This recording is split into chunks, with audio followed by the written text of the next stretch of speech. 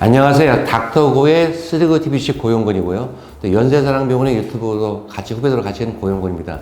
자, 저번 시간 인공관절 이제 발전상 만족도 하면서 정확도를 올리기 위해 말씀드렸죠. 자, 정확도를 올리기 위해서 과학을 접목해요. 처음 나온 기법이 내비게이션이라는 기법이에요. 저희가 내비게이션 하면 자동차 생각나시죠? 이걸 이용해서 인공유성을 통해서 가잖아요. 제가 요즘은 운전 안 한 지는 오래됐는데 저도 운전했었거든요. 제가 운전할 때는 어디 지방 내려가면 물어서 갔어요. 어느 길로 갑니까? 근데 어느 순간에 내비게이션 찍고 가잖아요. 이런 내비게이션이라는 게 인공유성 추적하는 거죠. 근데 무릎에 쓰는 무릎에 쓰는 내비게이션 그런 개념이 아니고 내비게이션처럼 위치를 정해준다는 뜻의 내비게이션을 쓴 거예요. 제가 인공관절 수술한 지가 벌써 한 25년이 넘었습니다. 그런데 94년도에 제가 독일을 갔다 왔어요. 독일에 간 이유가 독일의 무슨 대학에 있는 어떤 교수가 그 내비게이션 기법으로 수술을 하고 있는 거예요. 그러니까 20년 지났죠. 그러니까 이런 정확도를 올리기 위한 이런 연구들은 최근 나온 게 계속 연구를 해왔어요. 자, 이렇게 합니다. 적외선인가 이런 카메라를 설치를 해요. 적외선이 자외선이 모르겠어요. 설치를 한 다음에 센서를 달아요. 그림이 그려주세요. 무릎에다가 센서를 부착해요. 핀을 박아서 센서를 부착시키는 거예요. 그리고 저기 센서가 있어요. 그리고 거기에 컴퓨터에 프로그램이 들어있는 거예요. 그래서 수술할 때 절개를 하고 이 컴퓨터가 요구하는 정보들을 일단 입력시키는 거예요. 이렇게. 그걸 레지스트레이션, 등록한다는 거거든요. 그게 한 10분 정도 걸려요. 등록을 딱 하면은 저기 센서가 달리는 뭐 카메라에서 이 센서를 읽어가지고 그다음에 등록해 있는 그런 마커들을 읽어요. 그리고 컴퓨터 분석을 하는 거예요. 어떤 분석?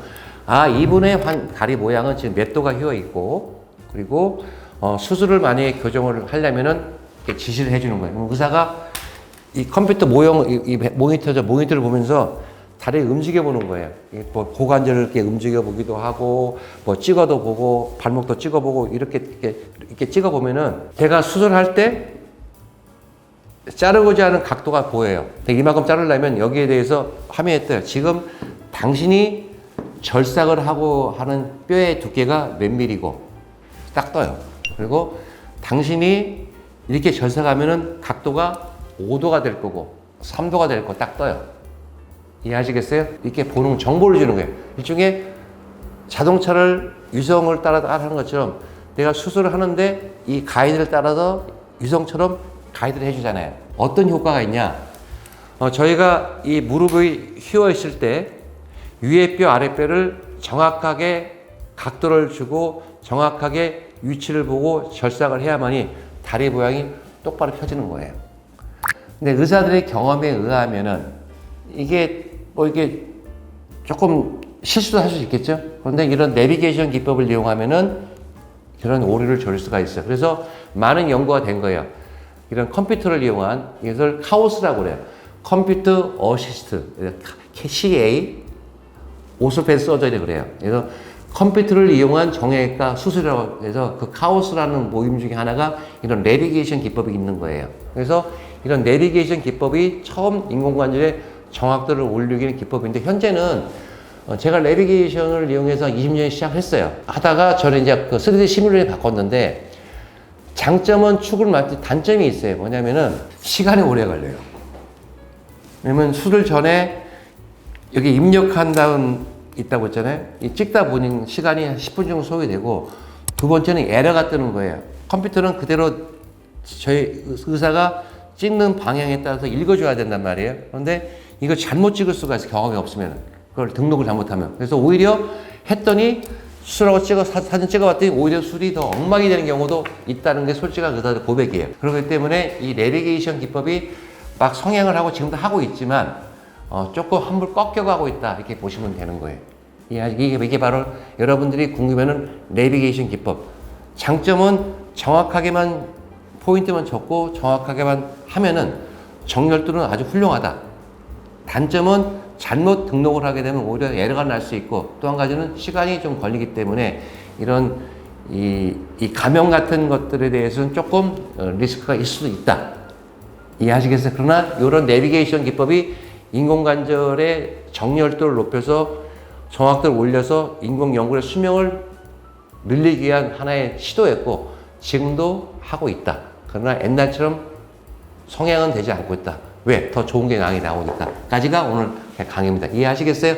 자, 오늘 두 번째 시간은 수술의 정확도를 올리기 위한 또 하나의 방법, 로보트.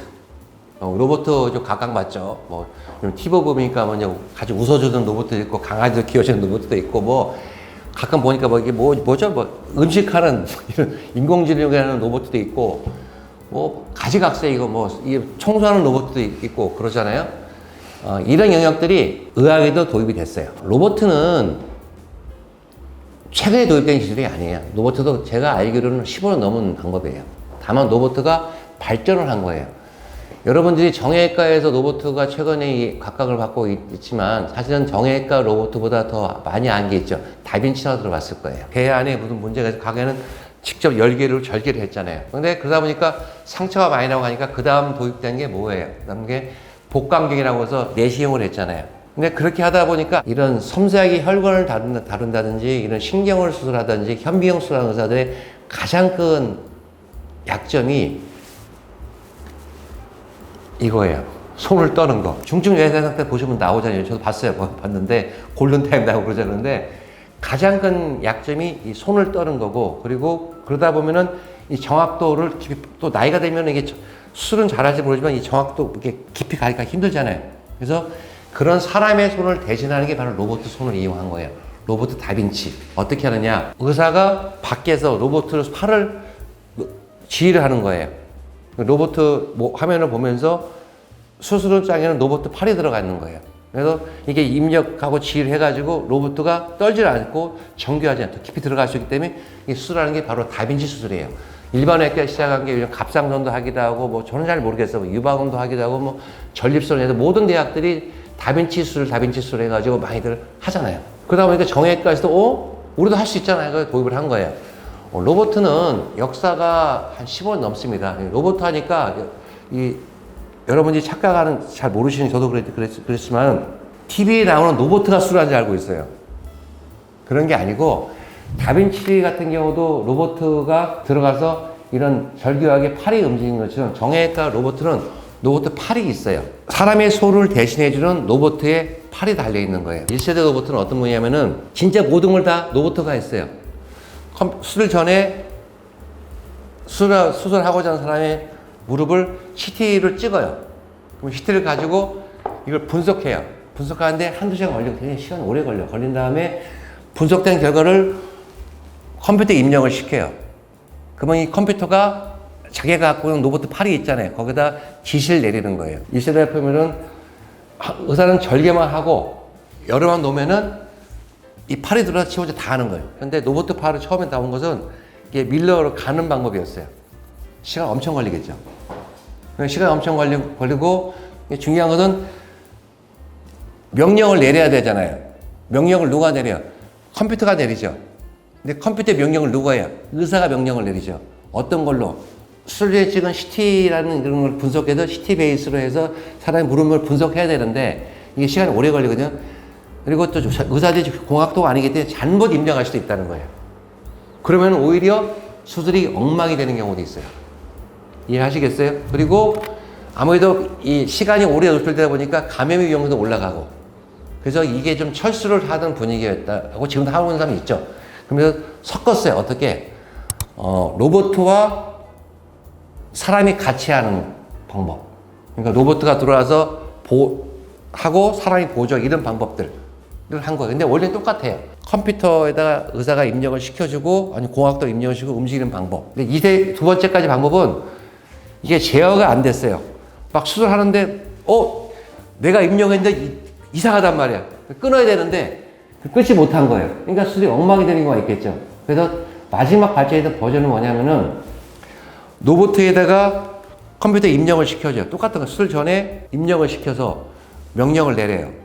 그럼 컴퓨터가 그 명령을 자기가 분석해서 로봇 파에다가 명령을 내리는 거예요.